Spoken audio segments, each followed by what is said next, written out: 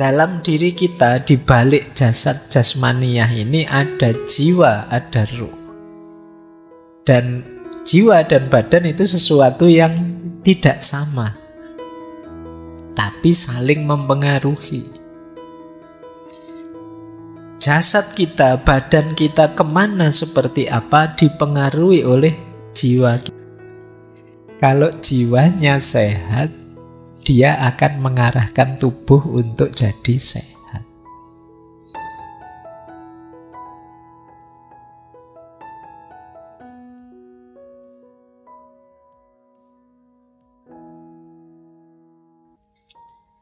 Jadi ini 4 cirinya manusia yang membedakan manusia dengan binatang tumbuhan dan juga dengan malaikat.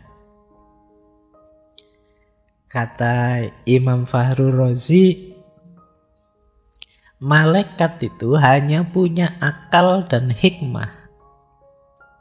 Binatang tumbuhan hanya punya tabiat dan hawa nafsu. Manusia punya semuanya. Itu istimewanya manusia. Berarti apa? Manusia nanti bisa turun derajatnya jadi binatang, sementara di sisi lain bisa juga naik derajatnya ke level malaikat. Kapan itu terjadi? Nah, ini ada kalimat dari kitab beliau, An-Nafas Warruh Wasyarh Qawamuha. Kata beliau begini, karena 4 karakteristik tersebut, maka manusia memiliki sifat, kekurangan, dan kelebihan. Jika manusia menggunakan akal dan hikmah untuk mengatur hawa nafsu dan tabiatnya, maka manusia akan memiliki kelebihan dibandingkan makhluk ciptaan Allah lainnya. Dengan menggunakan akal dan hikmah yang bersumber dari ajaran agama untuk menundukkan hawa nafsu dan tabiatnya, maka manusia akan menjadi khalifatullah fil ard, khalifah Allah di muka bumi, sekaligus makhluk yang paling mulia. Itulah mengapa manusia disebut sebagai ciptaan atau makhluk yang paling baik. Tetapi jika sebaliknya tabiat dan hawa nafsu yang menguasai diri dan akalnya, maka ia akan lebih hina dari binatang yang memang tidak punya akal dan hikmah. Jadi kita itu bisa lebih rendah dari binatang, bahkan bisa lebih mulia setara malaikat. Kenapa lebih rendah dari binatang? Ya karena kalau binatang tidak diberi akal dan hikmah. Kalau binatang kok immoral, binatang kok jahat, itu ya karena dia tidak diberi akal dan hikmah. Kalau manusia jahat itu kebangetan ngalang-alai binatang. Makanya sebutannya asfala safilin. Kenapa? Karena dia punya akal dan hikmah. Wah, bebek saya itu Pak amoral sekali. Dia diperkosai semua bebek yang lain misalnya. Loh, kita tidak bisa menyalahkan dia karena dia binatang, tidak ada akalnya. Tapi kalau ada manusia kok kelakuannya kayak bebek, ya dia berarti lebih rendah. Kenapa? Dia ada akal dan hikmah dalam dirinya. Sebaliknya, dia derajatnya bisa sangat mulia ke level malaikat, bahkan mungkin bisa disebut melebihi karena dia punya tabiat dan nafsu. Kalau malaikat memang tidak dikasih nafsu, tidak dikasih insting naluri kemanusiaan dalam dirinya. Wah, malaikat itu patut terus ya Pak, ya enak karena dia tidak dikasih nafsu, beda dengan kita. Maka kita kalau bisa mengalahkan nafsu, mengalahkan tabiat, mengutamakan akal dan hikmah, itu level kita sebenarnya lebih tinggi. Jadi kita bisa mengalahkannya. Kalau malaikat mungkin ya dia tidak tergoda, lihat apa saja, dipengaruhi apa saja, tidak tergoda, tidak ada nafsu. kalau kita tergoda. Dan kita bisa mengalahkan itu berarti hebat. Jadi itulah istimewanya manusia. Kalian mau ahsanu takwim atau asfala safilin. Ahsanu takwim berarti ciptaan paling tinggi, berarti lebih tinggi dari semua makhluk yang lain termasuk malaikat, atau ciptaan asfala safilin, paling rendah. Karena 4 unsur ini tadi. Maka jadilah yang ahsanu takwim, yang paling top, paling jos dari ciptaannya Allah dengan mengalahkan, dengan mengendalikan tabiat dan nafsu kita. Oke, ini pandangannya tentang manusia. Terus lebih dalam lagi tentang jiwanya manusia. Jiwa itu menurut Imam Fakhrur Razi sesuatu substansi yang berbeda dengan badan, terpisah secara esensial meskipun bergantung secara dalam diri kita. Di balik jasad jasmaniyah ini ada jiwa, ada ruh. Dan jiwa dan badan itu sesuatu yang tidak sama, tapi saling mempengaruhi. Jasad kita, badan kita kemana seperti apa dipengaruhi oleh jiwa kita. Makanya dulu kita pernah membahas, ada peribahasa itu ya. Dalam tubuh yang sehat terdapat jiwa yang sebenarnya kebalik. Kalau jiwanya sehat, dia akan mengarahkan tubuh untuk jadi. Jadi kenapa? Karena kalau versinya Imam Fakhrur Razi, badan ini hanya alatnya jiwa. Ya kan? Pikiranmu ngeres dulu, baru matamu jelalatan lihat yang saru-saru. Alatnya sudah. Jadi, kamu batinmu marah dulu, baru tanganmu bergerak memukul. Jadi jiwa itu esensinya, jasad alatnya. Kuncinya orang hidup ada pada jiwanya. Nah, kata Imam Fakhrur Razi, jiwa itu satu, utuh. Jadi kalau saya bilang aku itu ya, berarti aku jiwa secara utuh. Tidak terpisah-pisah. Nah, buktinya apa? Yo, kalau kita sedang senang, seluruh anggota tubuh kita ikut mengekspresikan kesenangan, kegembiraan. Kalau kita sedang sakit, seluruh anggota tubuh kita ikut mengekspresikan kesakitan.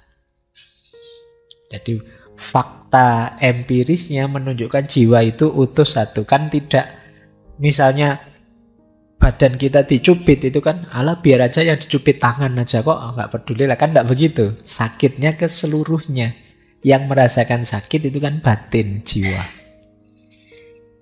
Jadi kalau kita dicubit ini kan ada rasa sakitnya. Lu rasa sakit yang dirasakan jiwa itu ya utuh seluruh tubuh, tidak kok terpotong-potong satu. Efeknya untuk batin kita ya utuh, meskipun yang disakiti hanya bagian kecil dari tubuh. Itu pandangannya Imam Fakhrur Razi.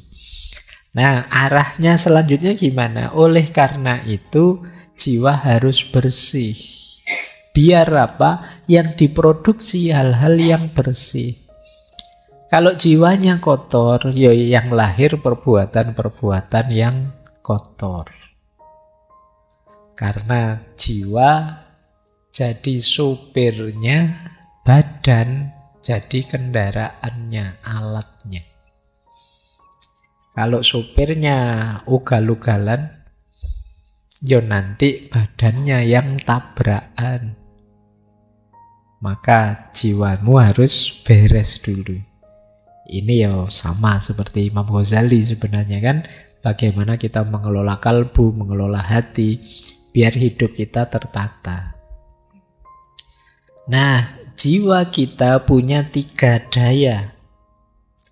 Yang pertama daya tumbuhan, yang kedua daya hewani, yang ketiga daya insani. Kalau ini banyak di pikiran-pikiran sebelumnya. Daya tumbuhan itu ya berhubungan dengan makan, minum, seks, tumbuh jadi besar, dan lain sebagainya. Kalau daya hewan itu daya mobilitas, ambisi, keinginan, cita-cita, target. Ingin ke sana, ingin ke sini, itu daya hewani. Kalau daya insani ada dua. Ada daya teoritis, ada daya praktis.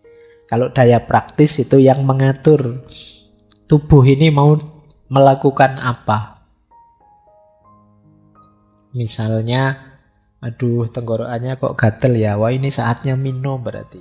Nah itu pikiran yang menyuruh minum, itu daya praktis namanya.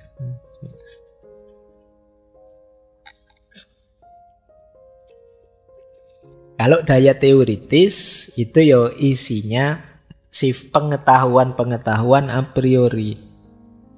Ada akal potensial, ada akal properti, ada akal aktual, ada akal mustafad. Akal potensial itu kemampuan berpikir kita in potensi. Akal properti itu in potensi itu maksudnya yang belum digunakan, masih potensi saja. Kalau kalian bilang, sebenarnya saya itu pinter loh Pak, tapi kok pinternya tidak keluar-keluar ya, akalmu akal potensial. Masih potensi saja, tidak aktual. Akal properti itu ya akal yang masih ketika berhubungan dengan dunia luar, kemudian menyerap informasi, sehingga dari situ dapat info-info, pengetahuan-pengetahuan. Kemudian akal aktual, ini sudah praksis menganalisis. Ada akal mustafad. Akal mustafad itu akal perolehan, tanpa mengalami sesuatu, tanpa melihat keluar, kita mendapatkan insight, pencerahan, itu namanya akal mustafad.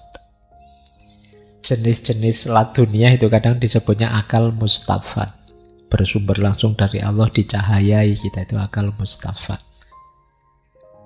Ini 3 daya jiwa. Jadi ada tumbuhan, ada hewan, ada insan. Berarti yang insani memang pencirinya manusia di berpikirnya. Kalau tumbuhan itu kalau orang pikirannya hanya kapan saya makan, bisa makan apa enggak, itu berarti jiwa kita yang lebih kuat daya tumbuhannya. Ada orang yang agresif, pokoknya kerja saja, ambisius, itu daya hewaninya kuat. Ada orang yang daya insaninya kuat.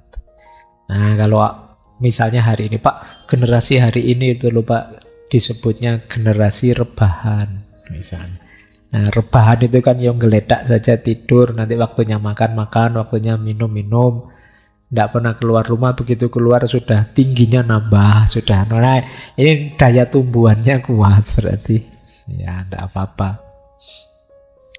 Ya lumayan, paling tidak kan tumbuh jadi besar. Oke, jadi itu yang ada dalam diri kita.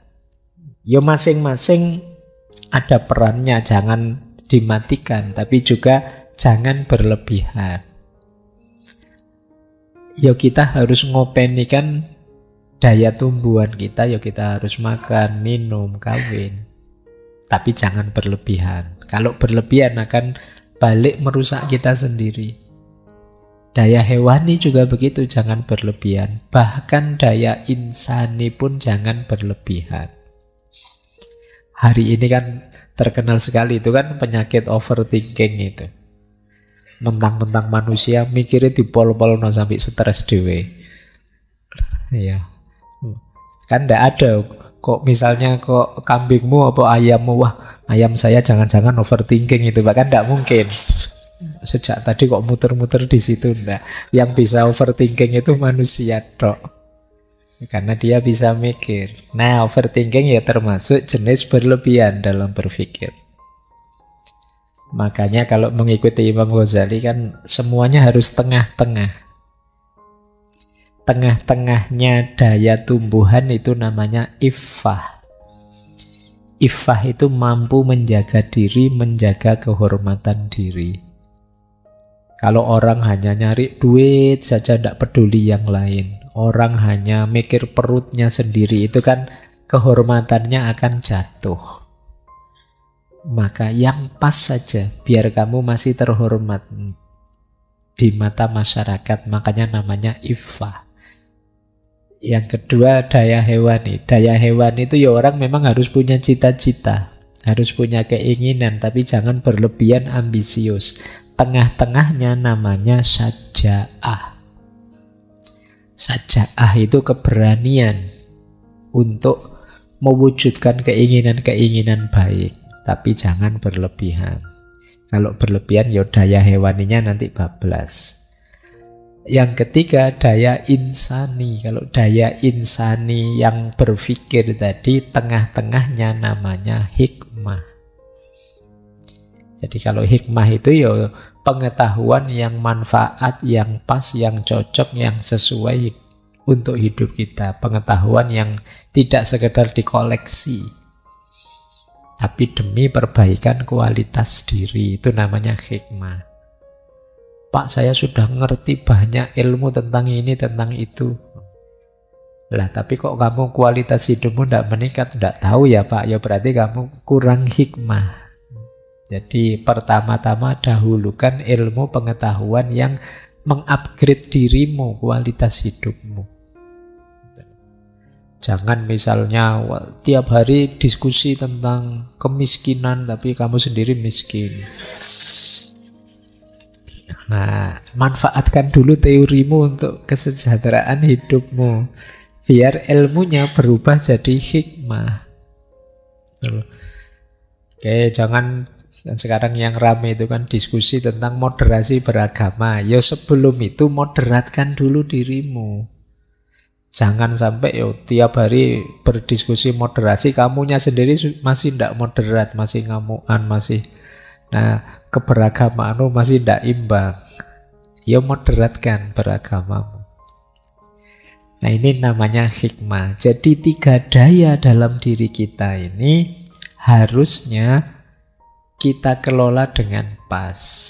Karena Allah memberi 3 daya itu tentu saja ada tujuan dan maksud serta manfaatnya demi pemenuhan amanat sebagai hambanya dan khalifahnya.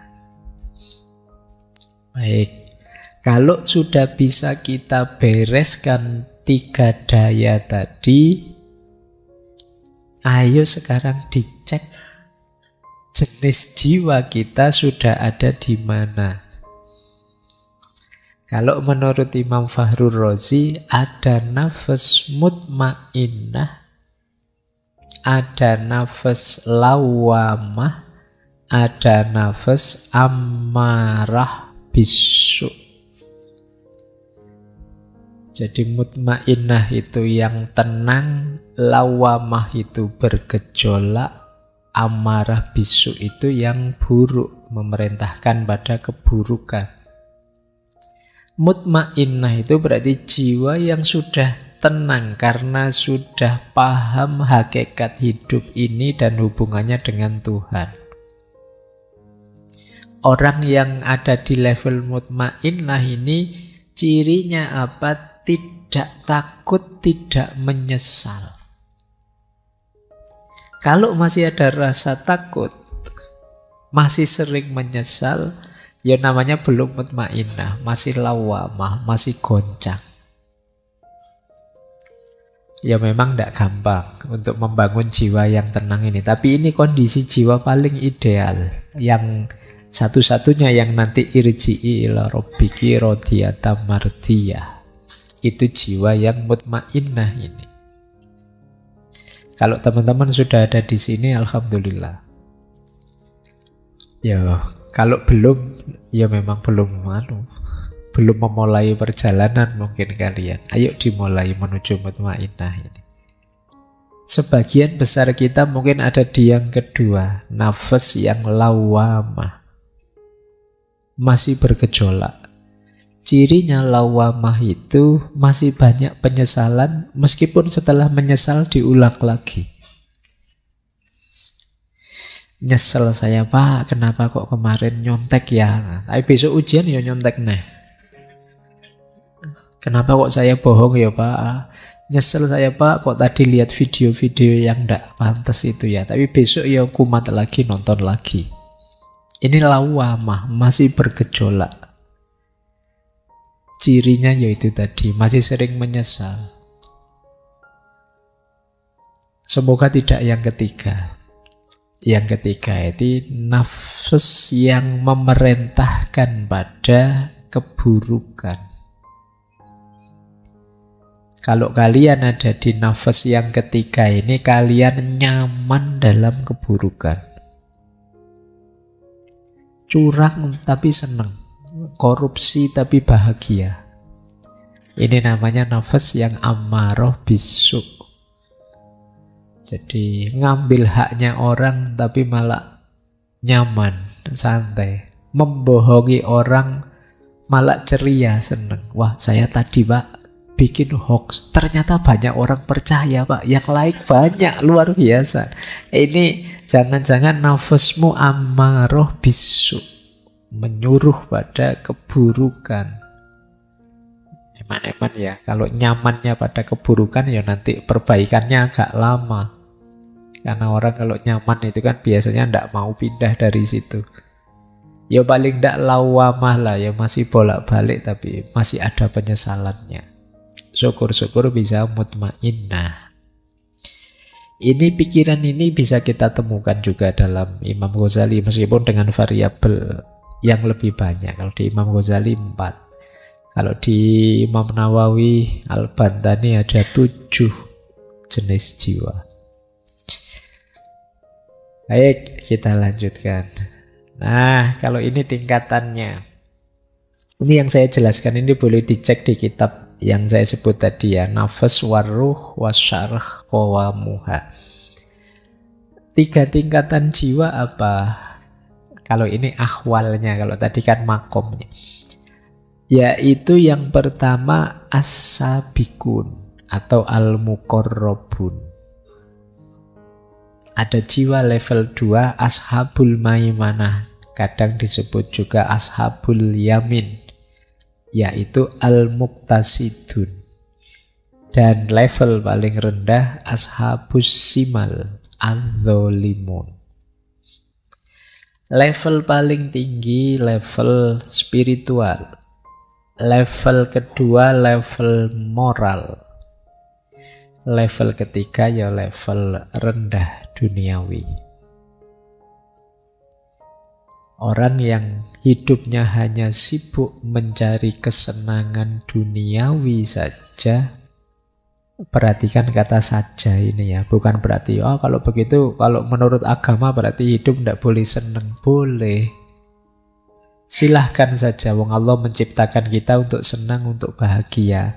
Tapi bukan itu puncak perjalanan kita. Puncak perjalanan kita itu ilaihi roji'un.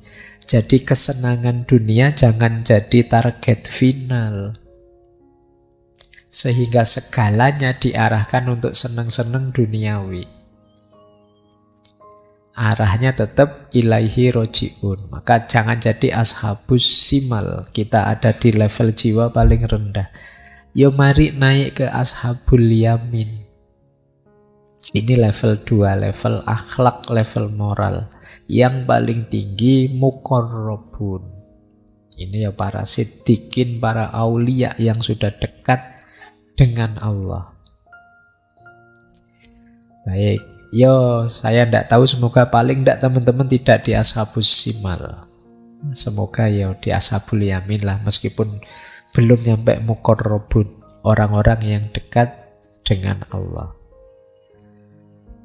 Oke, puncak kesempurnaan jiwa yang rasional, kata Imam Fakhrur Razi, adalah ketika dia tahu yang benar dan sadar untuk mengamalkannya. Itulah puncak. Berarti tidak sekedar tahu mana yang benar, tapi juga sadar mengamalkannya. Kalau tahu kan insya Allah teman-teman tahu banyak lah, sekolah sudah sampai kuliah itu ngerti macam-macam, mana baik, mana buruk, lengkap sudah referensinya. Tapi sadar menjalankannya ini yang mungkin masih belum. Saya tidak tahu, mungkin sekali-sekali teman-teman muhasabah introspeksi ya.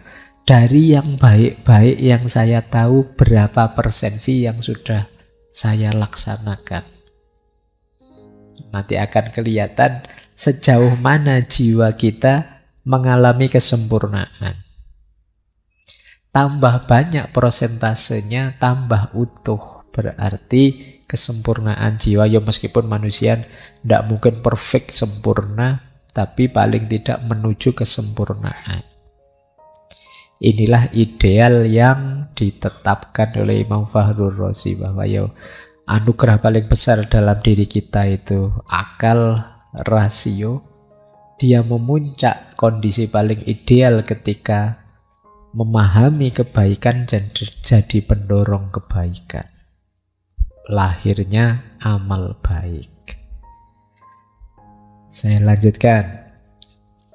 Oke, kalau ini saya ambil satu, saya kutipkan dari kitab Firasat tadi. Ya, saya ambil teori paling dasar ya. Kata Imam Fakhrur Razi, kalau tadi kan jiwa, kondisi jiwa, level jiwa. Kalau tindakan kita gimana? Kata Imam Fakhrur Razi, kalau tindakan itu sumbernya dua. Kebiasaan dan watak dasar atau fitrah. Kebiasaan diperoleh dari hasil pendidikan dan pelatihan-pelatihan. Kalau fitrah itu ya memang asal kita begitu. Yang lebih diutamakan apa? Kebiasaan ini loh. Jadi kebiasaan itu karena lahir dari pendidikan, ya berarti ayo mendidik diri kita secara positif sehingga terbangun kebiasaan positif dan muncul karakter yang positif dalam diri kita. Karena dasarnya tindakan yang utama itu kebiasaan, berarti kuncinya adalah pembiasaan. Biasakan hidup di jalur keutamaan, kemuliaan, biar terbangun akhlak yang utama, akhlak yang mulia. Sering saya ilustrasikan, orang itu seperti apa dirinya tergantung apa yang dia biasakan. Apa yang dia biasakan itu biasanya sesuai dengan apa yang dia yakini. Apa yang dia yakini itu biasanya sesuatu yang dia mantap. Apa yang dia mantapi biasanya sesuatu yang dia pahami. Kalau tidak paham kan tidak bisa mantap. Dari mana bisa paham? Proses pendidikan diri. Dari situ dapat ilmunya. Jadi dari pendidikan kita dapat ilmu. Ketika sudah paham kita tambah mantap. Ketika mantap kita yakin. Ketika yakin kita akan menjalankannya. Dan ketika kita istiqomah lama-lama terbiasa. Kalau sudah dibiasakan jadi akhlak. Jadi karakter kita. Kalau sudah jadi karakter, dia akan keluar secara otomatis. Kalau sudah dibiasakan ya otomatis. Kalau sampean biasanya ngomong saru-saru misalnya, dibiasakan begitu ya nanti keluarnya otomatis. Nggak pakai mikir, wis mencototnya itu yang saru-saru juga. Karena pembiasaan. Kalau dibiasakan ngomong halus, ngomong sopan, kadang-kadang sama temennya sendiri juga rasanya risih kalau ngomongnya kasar. Kenapa? Karakter. Maka jangan menghargamatikan hal-hal buruk yang kita miliki sebagai manusia. Hal buruk itu misalnya, saya memang orangnya gini kok Pak, kalau ngomong belak-belakan sampean jangan baper loh Pak. Iya, tapi kalau ngomong belak-belakan yang menyakiti itu sebenarnya bukan harga mati. bisa kok diubah. Kadang-kadang kan ada orang itu alasannya, yo saya sudah terbiasa begini, yo mau gimana lagi. Enggak, jangan mau gimana lagi. Bisa kok kalian jadi lebih baik. Dengan cara apa? Biasakan. Saya memang keras gini, mau apa kamu? Iya ya, tapi ya jangan diharga matikan. Kalau memang pengen santun, pengen lembut, bisa. Wong manusia itu tergantung bagaimana dia membiasakan dirinya. Baik, itu salah satu rumus tindakan. Jadi ya memang manusia punya watak bawaan. Tapi sebenarnya yang dia lakukan lebih banyak dibentuk oleh pendidikan, pelatihan, dan pembiasaannya di tengah masyarakat. Ya kayak kalian ini misalnya sudah terlanjur tiap Rebo malam sering ikut ngaji misalnya. Nggak ikut kan rasanya nggak enak. Atau sebaliknya, nggak pernah ikut ngaji, diajak ngaji mesti berat. Kenapa? Belum terbiasa. Jadi, itu diantara keunikannya manusia. Oke, saya lanjutkan waktunya. Ini mungkin terpotong batuk tadi ya, waktunya jadi mepet. Materinya belum habis. Nah, kebahagiaan sekarang. Imam Fakhrur Razi punya konsep yang khas tentang kebahagiaan. Beliau realistis. Ya, kebahagiaan itu ada kebahagiaan ruhani, ada kebahagiaan jasmani, kebahagiaan luar. Kalau ruhani, kebahagiaan dalam. Apa kebahagiaan batin? Kebahagiaan ruhani itu sempurnanya potensi pengetahuan dan keindahan. Kalimatnya unik ya.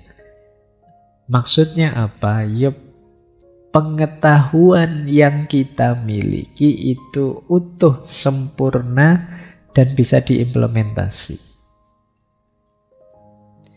Ketika kita mengimplementasikannya, disitulah muncul keindahan. Keindahan hidup dalam ilmu. Itu membahagiakan.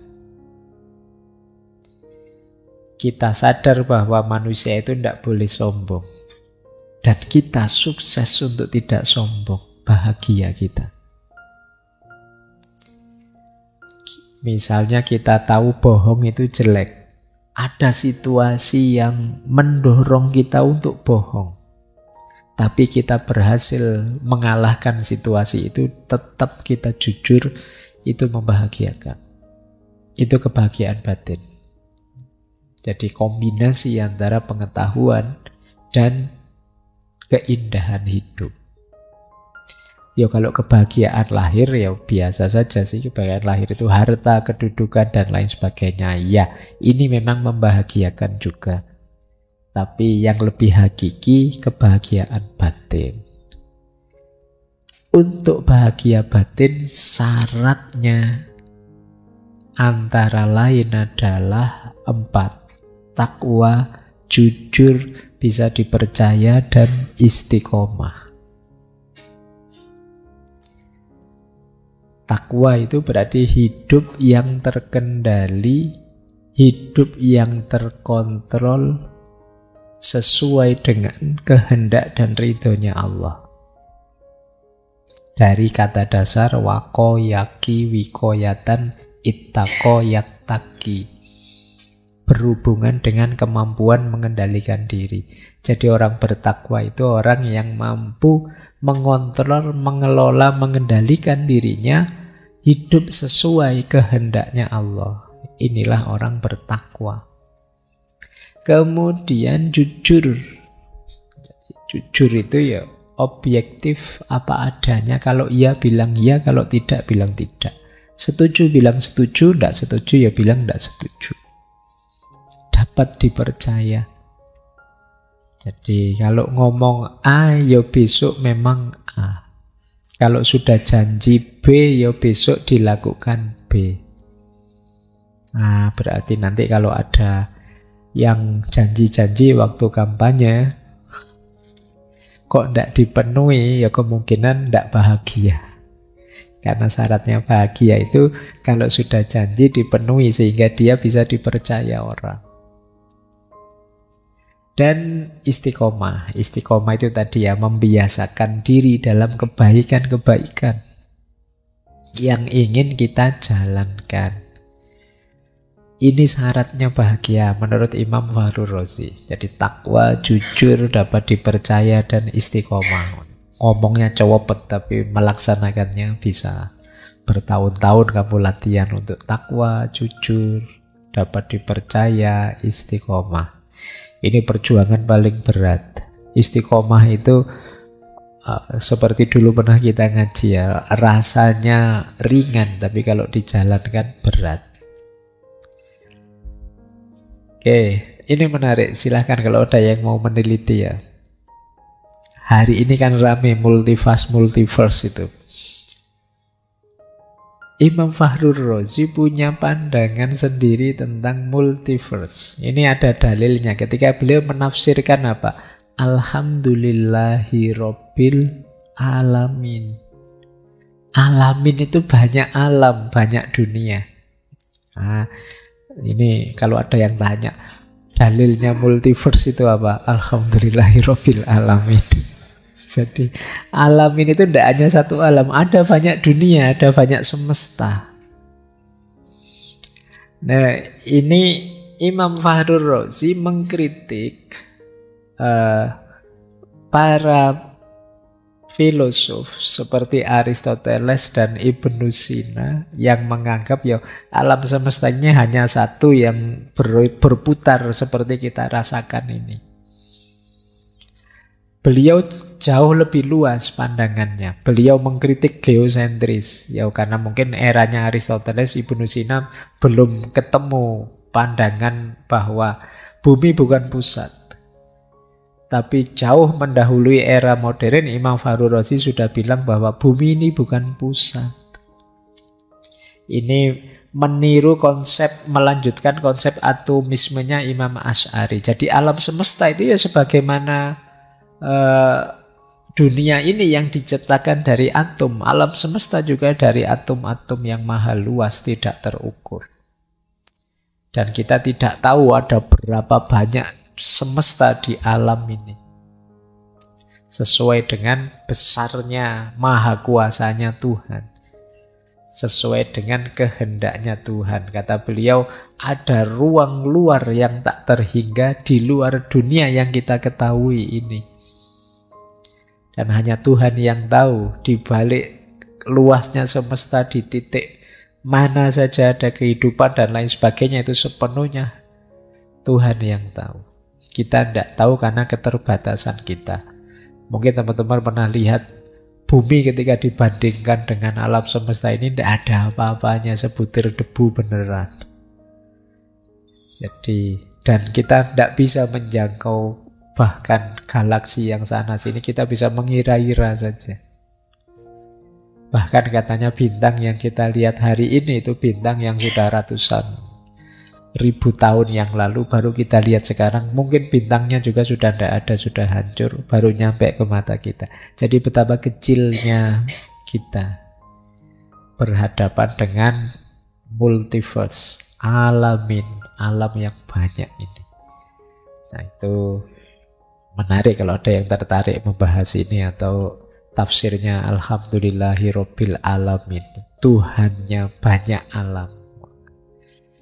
Jangan-jangan ini yang diadopsi oleh Avengers itu ya. Ada multiverse. Alam yang bercabang-cabang banyak. Baik. Nah, ini loh yang saya kutip dari kitab beliau ya. Di luar dunia ini terdapat kehampaan tanpa batas akhir. Kholaun la nihayatalaha. Dan Tuhan yang maha tinggi mempunyai kekuasaan atas semua makhluknya. Di situ ada al-mumkinat, segala macam kemungkinan, bisa ini, bisa itu, dan lain sebagainya. Oleh karena itu dia yang maha tinggi mempunyai kekuasaan qadar untuk menciptakan 1000 ribu dunia. Istilah beliau alfa alfi awalim. Jadi jutaan semesta di luar dunia ini sedemikian rupa sehingga masing-masing dunia tersebut lebih besar dan lebih masif dari dunia ini, serta mempunyai kemiripan dengan apa yang ada di dunia ini. Nah, itu kan istilah punya kemiripan dengan dunia ini, itu kan yang dipakai. Oh, itu mungkin jangan-jangan versi ngaji filsafat di semesta yang ke sana itu temanya ndak kayak gini, jamaahnya ndak kayak gini misalnya. Itu yang disebut alfa alfi awalim. Argumen para filosof, dalailul falasifah yang menyatakan bahwa dunia ini hanya satu adalah argumentasi yang lemah dan didasarkan pada premis-premis yang lemah. Oke, ini kata-kata beliau sendiri, orang yang ilmunya menyamudra, mutabakhir fil ulum, Syekh Fahruddin Ar-Razi. Nah, ini menarik. Ini ditulis di akhir-akhir hidup beliau. Kata beliau, yang ini saya sebut mulai kecenderungan ke tasawuf tadi. Hatiku tidak pernah kekurangan ilmu. Hanya sedikit misteri yang tidak aku mengerti. Selama 72 tahun aku berpikir siang dan malam, namun aku jadi tahu bahwa tidak ada yang perlu diketahui. Namanya hikmah tasyri'. Kata beliau, hidup kita sepenuhnya harusnya ibadah. Ibadah mata adalah menangis. Tentu saja menangis yang berhubungan dengan agama. Ini saya menangis karena batuk.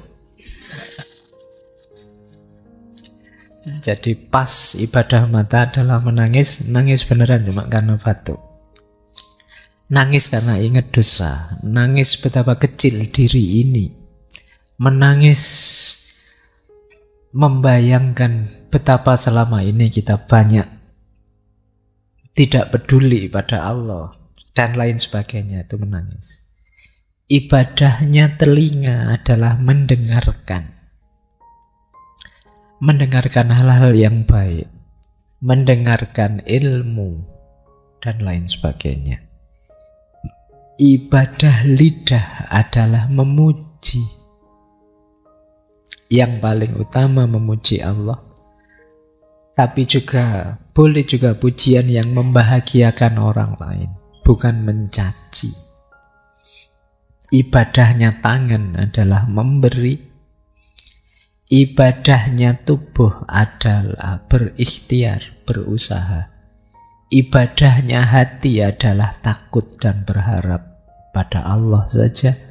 Dan ibadahnya roh adalah tawakal, penyerahan diri, dan ridho, puas terhadap apapun keputusannya Allah.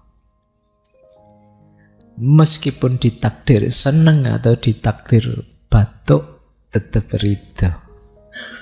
Itulah hidup ideal kalau versi Imam Fahruddin Ar-Razi. Tiap detik hidup kita semoga bernilai ibadah. Kalau ngaji gini paling tidak telinganya ibadah, badannya ibadah karena berikhtiar mencari ilmu. Semoga matanya juga ibadah. Bukan lirik sana lirik sini ya ibadahnya itu. Berarti apa? Mata yang kenapa sih menangis? Karena sadar hadirnya Allah, hadirnya Tuhan. Kemudian seluruh anggota ruhnya juga semoga ibadah sambil cari ilmu, sambil tawakal, pasrah pada Allah. Kami telah menggali jauh ke dalam tulisan para filosof sebelumnya dan telah menegaskan kebenarannya dan menolak kepalsuannya. kami telah menambahkan prinsip-prinsip tertentu pada filosofi ini dan mengemukakan beberapa ide baru. Jadi ya, yang baik saya ambil, terus saya modifikasi, saya tambah ide-ide baru sesuai dengan keyakinan, keimanan kami. Itu maunya Imam Fakhruddin Ar-Razi. Jadi tidak kok ditolak semua atau diterima semua, dikritisi, dipilah-pilah, difilter. Makanya beliau disebut metodenya eklektisisme, milih-milih. Baik, nanti kita ambil beberapa contoh pandangan beliau tentang filsafat. Kalau tentang ilmu pengetahuan, yes, ini saya sebut saja ya, beliau ini ahli matematika, IPA, kedokteran, geometri, astronomi, pertanian, politik, sejarah, perbandingan agama. Selain ilmu-ilmu agama, kalam, fikih, tasawuf. Bayangkan kalian jurusannya satu saja, stres sampai gak lulus-lulus. Orang bisa paham sebanyak itu ilmu, jalannya seperti apa. Padahal waktunya sama dengan kalian. Jadi beliau asik dengan ilmu. Ada yang bilang ini beda dengan para ulama yang lain, para teolog yang lain, termasuk teolog Sunni. Biasanya ulama itu ya sibuknya dengan ilmu agama saja. Di luar ilmu agama mereka tidak mau tahu. Tapi beliau ini istimewa, segala macam ilmu dijelajahi. Sehingga ketika menafsirkan Al-Quran jadi luar biasa. Bahkan beliau juga mengkaji ulumul awail. Sebenarnya ulumul awail ini hakikatnya ya filsafat kuno. Filsafat Islam lama itu kadang disebut juga ulumul awail. Jadi ilmu-ilmu awal, ilmu-ilmu kuno. Itu beliau juga menguasai. Termasuk, kalau ini mungkin kalian agak heran, ulumul horibah. Ulumul horibah itu ilmu-ilmu yang horib itu asing, ilmu esoterik yang tidak banyak orang bisa paham ini. Misalnya tentang talisman. Talisman itu jimat. Nah, mungkin kalian heran, ono ilmu nih ternyata bikin jimat itu. Nah, nanti kalian mesti tertarik yang ini kalau tadi saya sebut kedokteran, geometri, kamu nggak tertarik. Begitu tentang jimat kamu tertarik, wes. Geomansi atau ramalan. Disebut ramal. Ramal itu artinya tanah. Jadi memang melemparkan benda ke tanah, terus dari situ bisa menebak sesuatu. Nah, disebut geomansi. Nah, gini-gini kalian tertarik. Fisiognomi, firasat, itu tadi yang beliau nulis judulnya ilmu firasat. Saya mau membawa beberapa kutipan dari buku itu, cuma khawatir kalian baper.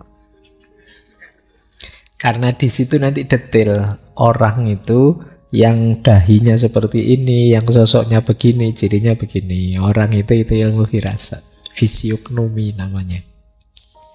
Nah, nanti kalian jangan-jangan sedih kalau saya bacakan itu. Wah, ramalanku tidak ada yang bagus. Oke, boleh beli bukunya saja, tidak apa-apa. Oke ya, meskipun ini nanti bagi orang-orang yang benci dengan Imam Fakhrul Razi, ini termasuk bagian yang diserang. Mungkin kalau bahasa hari ini disebut, wah itu kelenik lah, itu takhayul, itu bid'ah dan lain sebagainya. Tapi apapun itu, entah motifnya apa, tapi beliau menguasai. Ya kan? Ya menguasai ilmu copet kan tidak mesti dia nyopet. Jadi beliau menguasai ini bukan berarti terus beliau mendukun. Meskipun mungkin bisa karena bisa nulis kitab jimat dan lain sebagainya. Ya kalau kalian saya percaya kalau menguasai ini buka praktek perdukunan mesti. Tapi kalau beliau enggak. Beliau lebih asik dengan ilmu perjalanan ilmiahnya. Makanya mungkin ilmu-ilmu ini awalnya mungkin termasuk yang membuat beliau tertarik, tertantang. Kayak gimana sih kok katanya ada ilmu tentang jimat, ya beliau menggali terus sampai nulis kitab. Kok ada ilmu tentang firasat, apa sih hakikatnya firasat, terus beliau menggali. Itu istimewanya beliau, makanya disebut Imamul Musyakkikin. Jadi pemimpinnya orang-orang yang serba ragu ingin tahu. Bahkan nanti kalau teman-teman tertarik boleh dicari, beliau menulis ensiklopedia yang judulnya Jami'ul Ulum. Judulnya menarik, semua ilmu. Ini di ensiklopedia ini dibahas baik ilmu-ilmu nakli maupun akli. Kalam, fikih, tafsir, qiraah, bahasa, farmakologi, pengobatan, alkimia, teologi tentang logam, pertanian, geometri, ilmu timbangan, aritmatika, dan lain sebagainya. Mocone tok kesel. Aman itu ya. Nah, ini menggambarkan saja dari aspek ilmu pengetahuan betapa beliau ini memang orang yang luar biasa. Hampir semua ilmu yang kita kenali, beliau kuasai. Oke, semoga ada yang terinspirasi dari sini ya, untuk banyak-banyak belajar. Ini bedanya dengan zaman modern. Begitu era modern datang, orang itu lebih menghargai para spesialis. Spesialis itu orang yang hanya menguasai satu ilmu tapi sedalam-dalamnya. Orang yang menguasai banyak ilmu tidak terlalu bisa dipercaya hari ini, karena lebih suka yang spesial. Makanya spesialis itu harganya lebih mahal.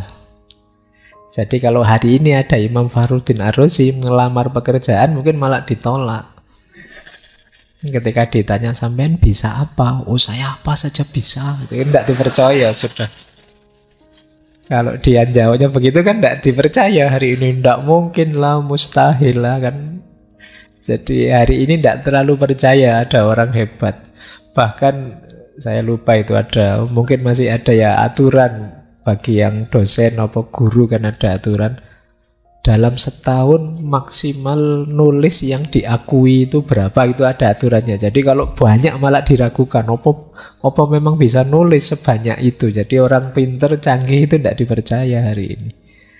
Jadi semuanya disuruh jadi normal saja. Ya termasuk tadi, ya termasuk hari ini kan yang saya sebut tadi spesial. Dokter itu kan yang spesialis yang lebih mahal.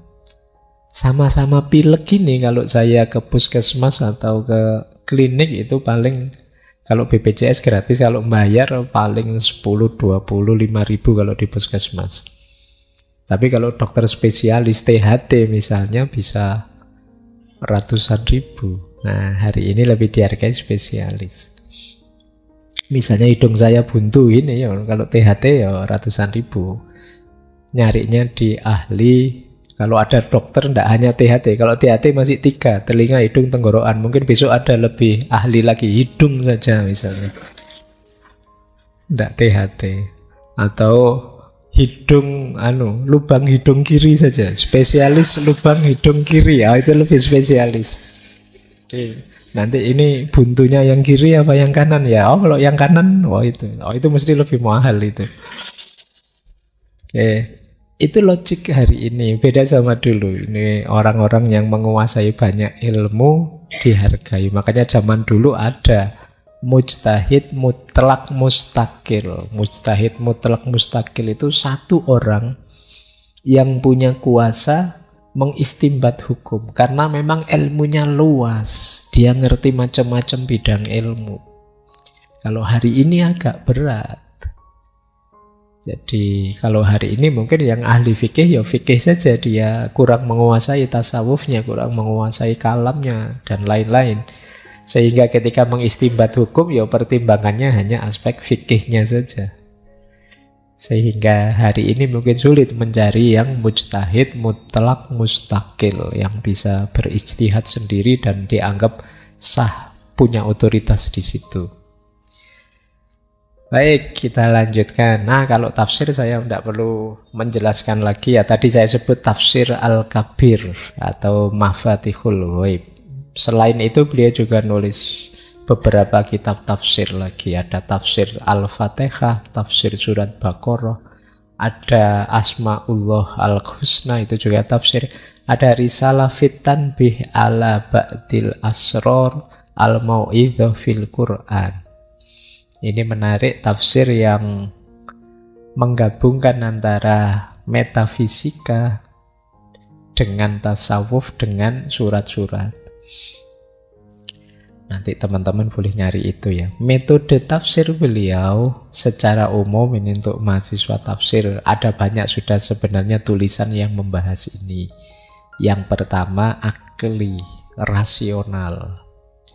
Kemudian yang kedua menjelaskan asbabun nuzul dan munasabah. Biasanya di tafsir itu asbabun nuzul itu sebab turunnya ayat, munasabah itu kesesuaian ayat dengan ayat yang lain. Dan beliau selalu menghubungkannya dengan ilmu-ilmu yang relevan. Kalau misalnya menyangkut ilmu tentang logam, ya beliau menjelaskan tentang ilmu logam. Kalau misalnya berhubungan dengan biologinya manusia, ya beliau jelaskan. Itu istimewanya karena beliau menguasai banyak ilmu. Jadi di tafsirnya beliau menggabungkan semuanya. Kemudian beliau tidak ragu, tidak malu ngutip pikiran-pikirannya pada filosof yang lain. Karena ada yang orang mungkin sudah merasa pinter terus ya wis. Padahal ngutip itu ndak ngaku bahwa itu ngutip, ini pikiran saya loh. Kayak kalian kan kadang-kadang gitu, kalau lagi pingin kelihatan gaya terus kamu gayanya ngomong kaya filosof apa, padahal ya tadi ngutip mbok wawahi sidik kalimatnya. Karena pingin terkenal, karena pingin segera itu. Kalau Imam Fakhrul Razi enggak. Jadi ya kalau memang itu ngutip disebutkan dari siapa, mungkin para filosof kah, para mutakalim yang mana. Dan ya kalau punya ayat hukum, misalnya menghadapi ayat hukum ini tentang apa, itu beliau biasanya menyebut pikiran semua mazhab. Kalau mazhab ini begini, mazhab itu begini, dijelaskan semua. Meskipun nanti ya karena memang beliau mazhabnya Syafi'i, pada akhirnya beliau lebih cenderung pada mazhab Syafi'i. Tapi sebelum itu dijelaskan mazhab-mazhab yang lain. Ini gaya beliau.